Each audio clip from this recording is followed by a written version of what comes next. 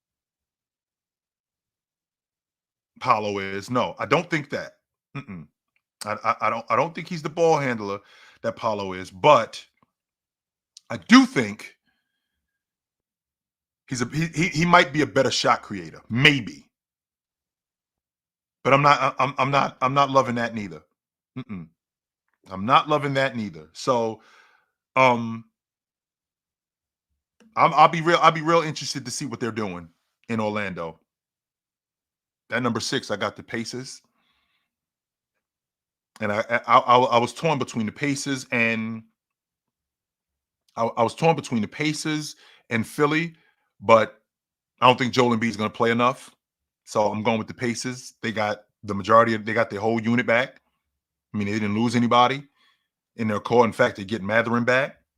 And with them getting Matherin back, and now Neesmith being who he is, I think this team is going to be I think this team is going to be able to compete on the defensive end more than it did last season. Neesmith was there. Matherin will be back. He got hurt. Obi Toppin has to be better as a wing defender, and he's just not. I'm out on. I'm out on.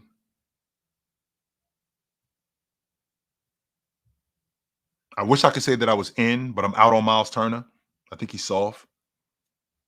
But this is what I'm talking about when I talk about the Eastern Conference, because like between 5 and 8, I feel like all of these teams are interchangeable. Are the Miami Heat, are the Orlando Magic that much better than the Miami Heat? Are the Heat that much better than the Orlando Magic? No. I think these two teams are right there. Are the Indiana Pacers that far off from Milwaukee? I don't think so. I don't. I think that those two teams are right there. I think that Indiana has one of the best backup lead guards in the game. I love the fact that he will compete. TJ McConnell was 100% going to turn you. He's going to make an open shot, and he's not going to make a lot of mistakes. I think that's huge. Huge for a backup lead guard, because when you get a backup lead guard like that, what happens is you don't have to worry about the ship sinking. He's going to keep the ship afloat. He's not going to do anything to sink you. He's not going to turn the ball over. He's not going to take ill-advised shots. He's not going to do that kind of stuff. And that's huge when you're talking about a backup lead guard. As much as I talk about Jaylen Brown as arguably the best transition player in the game, I can say the same thing about Pascal Siakam. James, Giannis, Jaylen Brown, De'Aaron Fox, Pascal Siakam. I don't know if I can name 5 transition players better than him. James, Giannis, Jaylen Brown, De'Aaron Fox, maybe Kyrie Irving, maybe.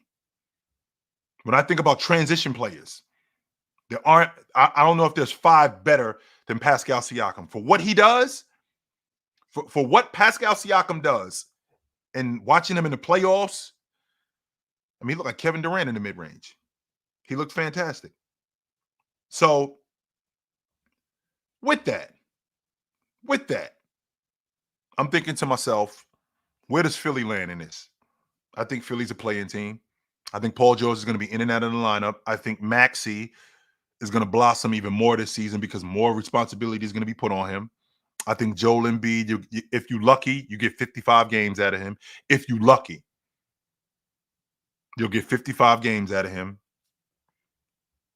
The Miami Heat, I think that they're right there. I got them at 8. And that's because I don't know how many games Jimmy Butler's going to play, which would explain why I'm out on buckets. I'm good on Jimmy Butler. I'm straight.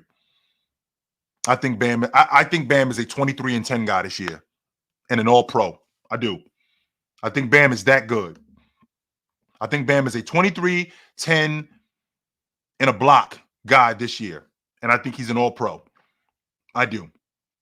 I think he's that good. I'm not on the fence about how I feel about Bam. I'm out on buckets. I am. If I could say that I hate buckets, I would say that, but it wouldn't be true because I don't hate him. I just think that you gotten everything that you're going to get out of him. But if you notice what he looks like in the preseason, here we are again, ladies and gentlemen.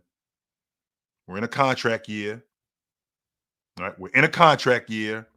Jimmy Butler's flying around. He's getting dunks in the game. Am I going to get 65 games out of Jimmy Butler? Maybe. I may get 65 games out of Jimmy Butler this year. That I don't know if that's ridiculous. Dubs Bestie sends a super chat. He says, calling it now, Miami is a top 3 seed again. Would I be surprised if Miami was a top 3 seed? Yes, I would be. I would 100% be surprised if they were a top 3 seed. Because that means that Jimmy Butler is playing. I think Jimmy Butler is playing like Jimmy Butler did 3 or 4 years ago, like an all-NBA performer. And that's going to be honest with you, that's going to boil my blood. And the reason why that's going to boil my blood is because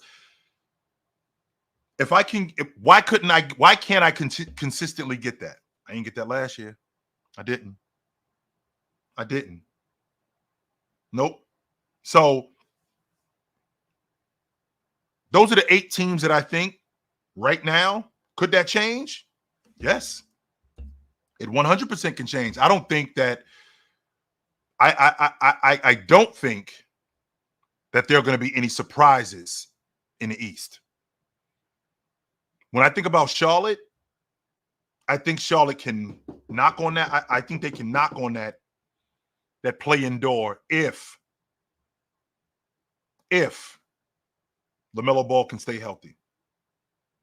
I think they can knock on that play. I think they can knock on that play-in door if LaMelo Ball can stay healthy. I'm not on the fence about that. I'm pretty confident about that. Because just what are we in? We're going into the 24-25 season. I want to say the 21-22 season. They had a stretch where they were a playoff team, and then Melo goes out of the lineup. And he goes out of the lineup, and he's out of the lineup for almost the rest of the season, and that sinks them. 100% sinks them. So if he could stay healthy with Bridges and with I love Mark Williams. I'm not on the fence about this. I'm not thinking maybe. That's the New York Knicks. Your starting center is in Charlotte, by the way. That's where your starting center is. He's in New York. I mean, he's in Charlotte. His name is Mark Williams. That's your starting 5-man.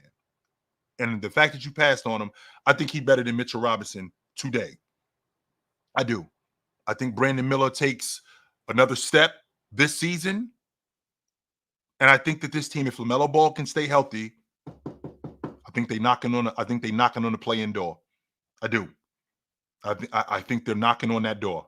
Will they get in? I think that remains to be seen. I'm not a fan of the play-in tournament. I've never been a fan of the play-in tournament. We already have a play-in tournament. If you can't make the playoffs after 82 games, you ain't a playoff team. But that's where we are. But I want to hear from you guys. The Eastern Conference is not what it used to be. It's not as weak as it used to be. It's a lot stronger than what it used to be. No doubt about that. So, what up? What's up, Chill? What up? How's it going? I had a question about the Heat. Do you think that they can make this year a deep playoff run? Could they? They could. 100% they could. Sure. Okay. I won't, because I think Bam's going to be better. I think Same in here. addition to Yeah. I think in addition to Bam being better, Jimmy Butler, when the playoffs come, I don't know what it is about him in the playoffs. He's not great throughout the entire playoffs, but he has stretches where he can completely take over a series. He's done that before. I've seen him do that. So I think that they could make a deep playoff run. I'm just not buying it. Not this year, I'm not. I think the Eastern Conference has gotten so much better, so I'm not buying it. Okay. That's really all I wanted to ask. I just All right, brother. thoughts on things, man. So No problem. thank you so much, Chill. Thank you so much, bro. Absolutely. What up? What's up, Chill? What up? I know people give you like a lot of slack about having the Cavs as like the third seed, but before the injuries and stuff with Paul George and Joel Embiid, I had the 76ers right there, in that top three. But now that we know Joel Embiid isn't going to play back-to-backs, and Paul George, he's probably going to have his same injury issues again this year. It's definitely not ridiculous to think that at all. This is why I hate Joel Embiid, man, because he's messed up the natural order of things. I think they would be a lock for for the top three seed if he was healthy. And Paul George, I hate both of them. Throw a monkey wrench in the whole thing. Wrench in the whole thing. He's 20 pounds. He's 25 pounds lighter. So that's supposed to be a good thing. And he's still not playing back to backs. What the hell is going on? That was supposed to be a good thing. The fact that he's 25 pounds lighter. So what happens when you preserve him like this, and then he breaks down again in the playoffs? Where are we now? You're gonna be drove as hell. That's what you're gonna be like. You're just gonna be looking dumb, man. Like you just. For real, like if he breaks down again in the playoffs after preserving him that much, and man, I just don't. There isn't anything that suggests to me that it won't happen. I'm not saying that I want it to happen. No, I think Joel Embiid is good enough. You've heard me say this before. I think Joel Embiid is good enough as a talent to throw a team on his back and take him to the championship. I think he's that good. I just think he made of glass. That's my issue with him. I think he's made of glass. I think if it was ever his time, I think it would have been 2020, 2023. I think if that was ever the time for him to do that, I think it would be 2023. He could do it now. This year. If I'm being honest with you, I think it's now. I think it's now. I think that Joel Embiid has a window of 3 years at this level. Because I think Joel Embiid, I think he's going to fall off a cliff as a big guy. I don't think he's going to go this way. I think he's going to go this way. What about PG though? I think we've seen the best of Paul George. So, is he just going to be on a steady decline? Yes. He'll be 35 when the playoffs start. Yeah, I know. That's what I'm saying. But you say, he got 3 more years. That's 3 more years that you think that he can take his team to the playoffs. I'm assuming Paul George is a part of that equation as well. We'll see about that because I don't know if he's going to be around in 3 years. I mean, I'm having a difficult time with Paul George at 37, 38 years old with this team. I'm good. No, I'm not trying to hear that. Nope. Yeah, but from the third spot, from the Cavs, I have the Cavs, Indiana, who else? The Magic. I have all of them probably at the same tier of teams. I think, I think they finished very similarly this year. I actually have Indiana above the Cavs. I think Indiana, the Bucks too. I forgot about the Bucks too.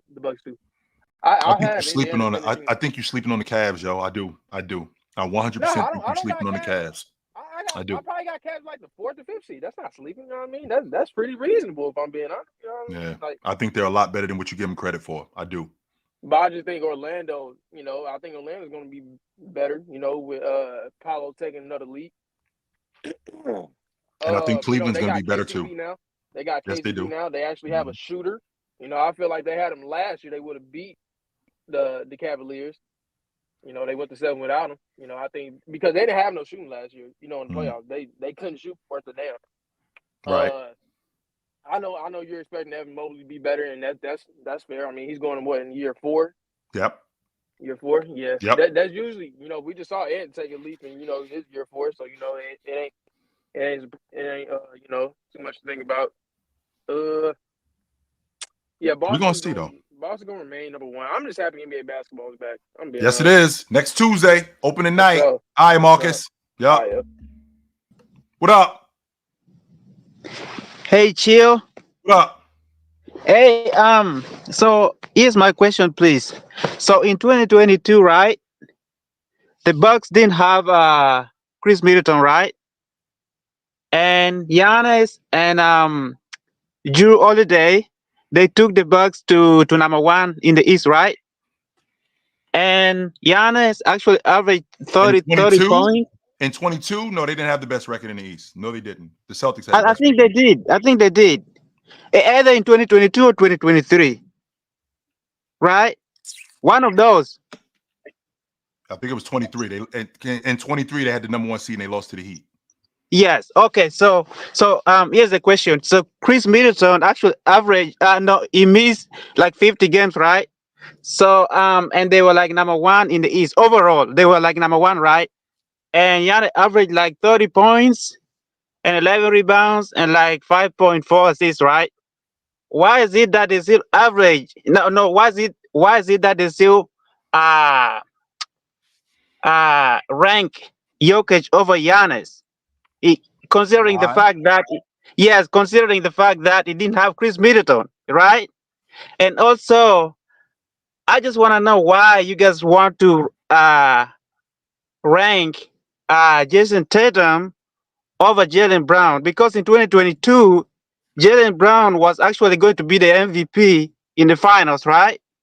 If they were to win, but But they Tatum didn't played win. so But bad. they did. Yeah, But they didn't win. yeah, yes, but he was really playing better than But Tatum. they didn't win. Okay. But they didn't win. That's the point. Yeah, They didn't win.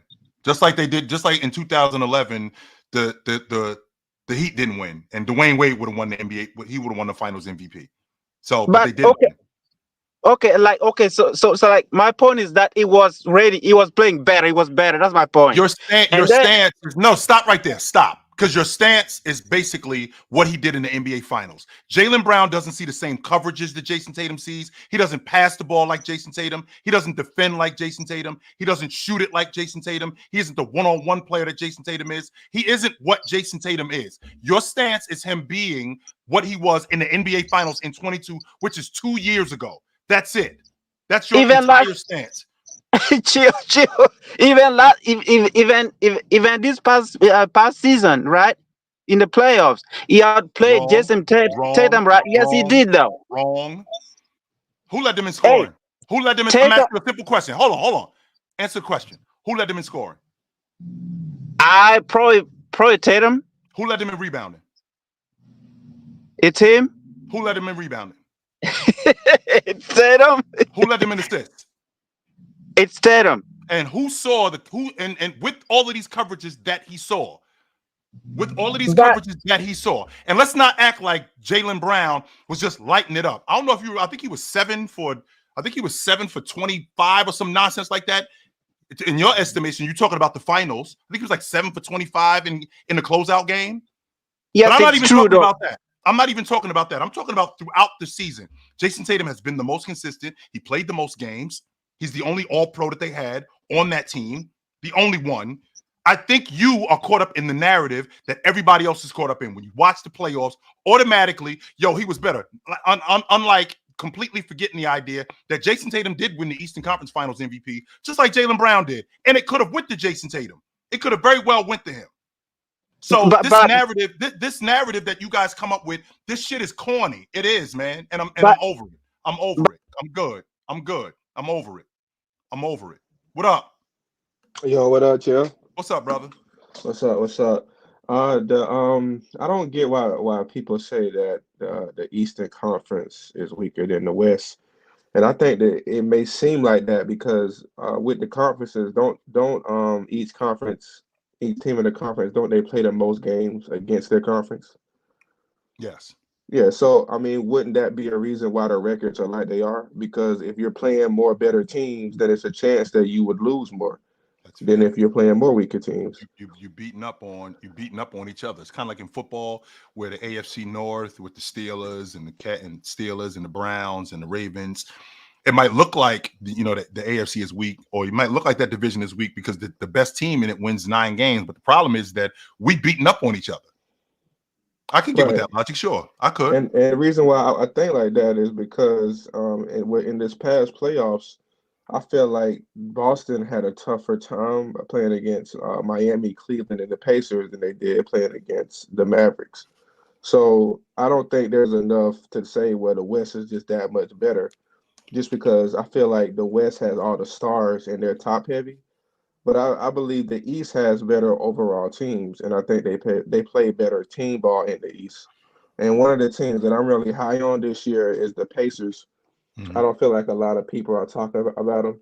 And I know you said that Miles Turner is soft, but I think he's a good enough rim protector for them to still run their offense through Tyrese Halliburton. And I just became a real big fan of Aaron Nimhart. I think he's really good. So I think the Pacers are going to be a great team. Pay And then attention to like that kid Neesmith too, by the way. Yeah. I like he's a good defender. I like him. He's athletic. I like him. Yep. And then people are talking about like the Magic, like the Cavaliers, the East are going to be really good this year. So I'm excited about that. Well, So, but you had mentioned about how all the stars are in the West, and I don't know if you was here when I mentioned it. Like I don't think we give enough credit to what's going on in the East. The NBA champ is in the East. I think the best small forward in the game is in the East. I think the best two guard in the game is in the East. The assist leader is in the East. The most improved player in the game is in the East. Arguably the best defensive player in the game is in the East. I mean, there's a bunch of different variables in the East. A bunch of them. I can appreciate the logic of, there's stars out west, but you got a lot going on in the East too. A lot. yeah, you do. So I'm really ready for that for the season to get started. But I still think it's still going to be, and hopefully it is Boston.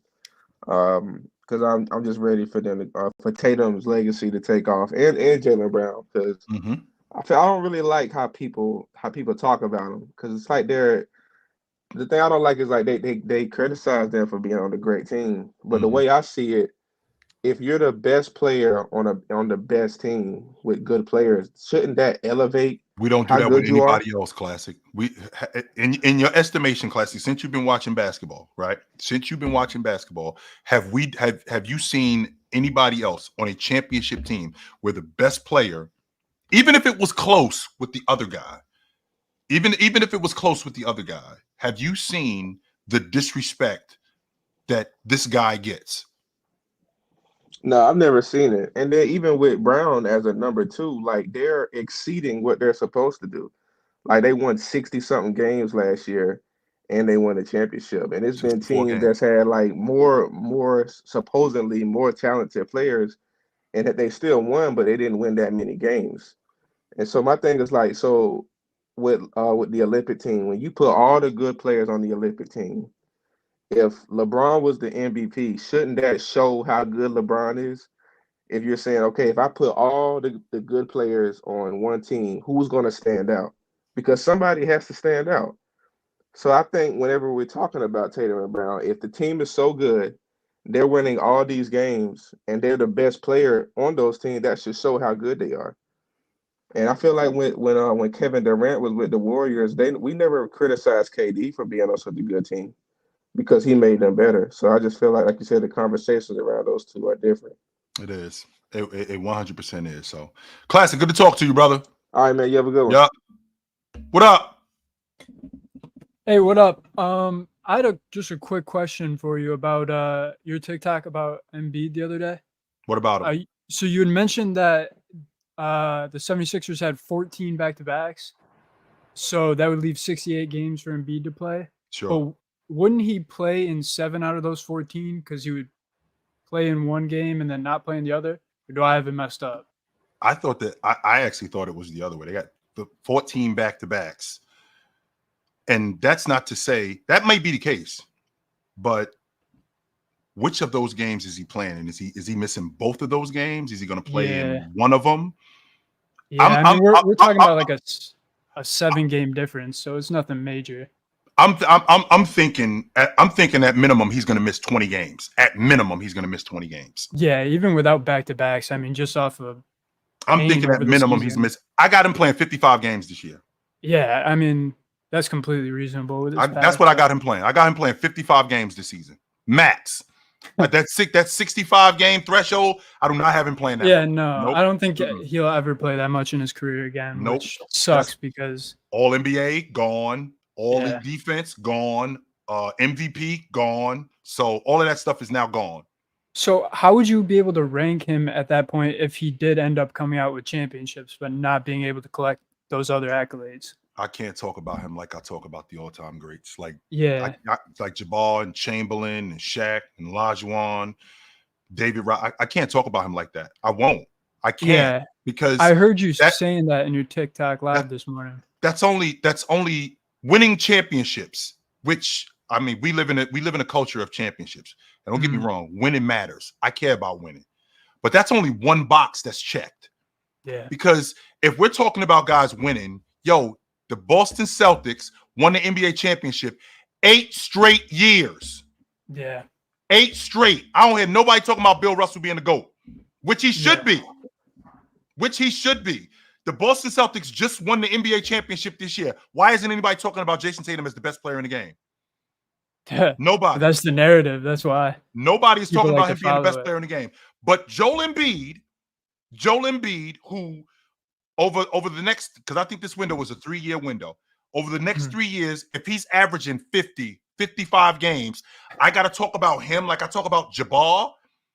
Even though he only checks one box, he has not been an elite defender for as long as any of these guys has. He's not been an elite rim protector. He has not been an all-pro for as long as these guys have. I got to talk about him like I talk about them. I will not. Yeah, I think will if Philly, at this point, if Philly was to come out with championships at this point, he probably wouldn't be the first or second option with Paul George and Maxey there now. No, If he's not their guy. No, he's 100% their guy. No doubt about that. They run that offense through him, whether it's on the block, whether it's in the mid post, whether it's at the nail. They run that offense primarily through him. They don't run that 5-out shit that Doc Rivers used to run. No, they don't run that. But everything that they do is predicated on him. Everything. That's why I'm having a problem with them winning it, because he's going to be in and out of the lineup so much. So it's going to be difficult to build the chemistry. Yeah, that's what I was kind of. I'm only playing 55 games. I mean, I think it's going to be difficult to build the chemistry. Well, wait a minute, BP. Kawhi Leonard, he only played 55 games and they won it. I think that's an anomaly. I think that's a completely different situation. Completely different. Yeah, I think I kind of misworded it. I just kind of meant if they somehow came out with championships, he wouldn't be the most impactful on that team if they made a playoff run, because he probably wouldn't be able to make it through it. I would love to see him do it, because I think I think from a talent standpoint, I think he's good enough to do it. I just don't think he's going to be able to, because I think he's made of glass. Yeah, that's my issue with him. Yeah, that's completely understandable. But I just wanted to clear that up about your TikTok the other day. So all right, I appreciate it, though. Have a nice night. What up? Oh, yo, what's good, Jill? What up? So I know you're a Cleveland guy, and I think someone that you don't bring up enough when you're talking about Cleveland is Isaac Okoro, because they just signed him to that 3-year deal and stuff like that. And like, I just wanted to point something out about Isaac that I don't think people realize enough. Like, did you know, like, every year he's been getting better at his 3-point percentage? And I think, exactly. And I think, because I was talking to my friends and I was like, this might be a hot take, but I think he could possibly be at like the 41% mark when shooting from the 3. Because, like, I think Cleveland, I don't think they're going to be a 3 seed like you do. I got them in between like the 4 and 5 again, because I just think injuries is going to plague them again. It's just what's been going on with them for the last like 2 years with like Darius Garland and Evan Mobley, right? So like, I think that's just a factor that people definitely need to bring in more while talking about Cleveland is Isaac Okoro and stuff like that. And who's their new coach again? Because I know they got rid of Kenny Atkinson. So yeah, I think their defense will probably be the same, probably maybe a little better. But I think that's one important thing. But I'm a Bucks fan, so I ain't talking about them for real. Because I'm now a you had just mentioned the Cavs. You ain't talking about them being a 3 seed. Well, I know that this may sound ridiculous, because I'm a fan of progression. So when Donovan Mitchell gets there, the year Donovan Mitchell gets there, the year before that they're a play-in team. True. Donovan Mitchell gets there, they're a top 5 seed. Yeah, okay. They lose in the first round. Last year, they're a 4 seed. And they get to the second round. Yep. They were 2 games out. They were 2 games out the 2 spot, by the way. Yep. That's true. So with them, to your point, with them being able to avoid the injury bug, getting bitten by the injury bug, if they can avoid that, is it ridiculous for me to think that they can win 55 games? No, it's not. And to your point, Isaac Okoro, I think he shot almost 40 at the long ball line last season. Almost. Yes, he did. I think he shot almost 40 at the long ball line. But I'm not really, I don't really pay a lot of attention to him in that aspect more than I look at him as a defender and a guy who can just keep the defense honest. You don't have to keep the defense honest just at the long ball line. You don't. I think one of the main reasons why Milwaukee won the NBA championship when they did was because Giannis was respectable in the mid-range. Like, you had to honor that. You're not just going to eat that. Like, all right, knock that down all night. No, I got to get out there because he can make that. Yeah. It went the other way. I don't know how it went the other way, but I'd love to see if Giannis can get that back in his game.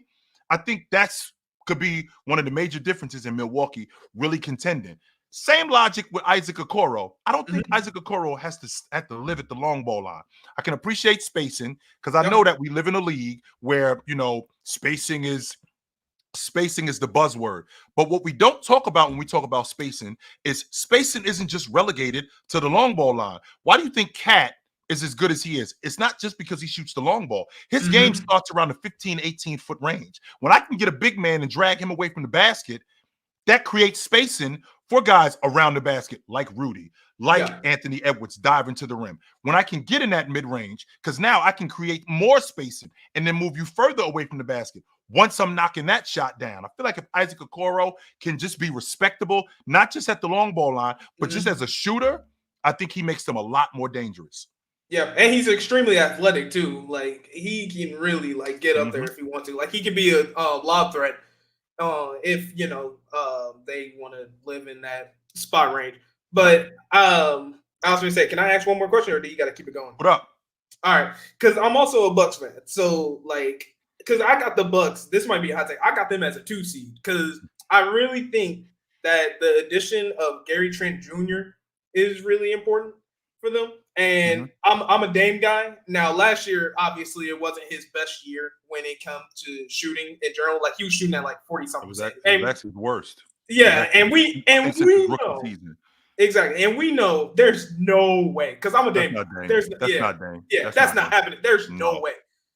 So that's why I got them bumping up to the 2 seed because I think they could be in the Eastern Conference Finals with the Boston Celtics. Now, do I think the Boston Celtics will go to NBA Finals again? I'm not gonna lie, yes, because you know they basically still got their core group. They still got that whole group. But I think if, like you said earlier, with Giannis's mid range, if he just somehow drinks some magical water and somehow get that mid range back, then I think that you can definitely say that they can make it back to the finals. Now, whoever they go against in the West, obviously that matters.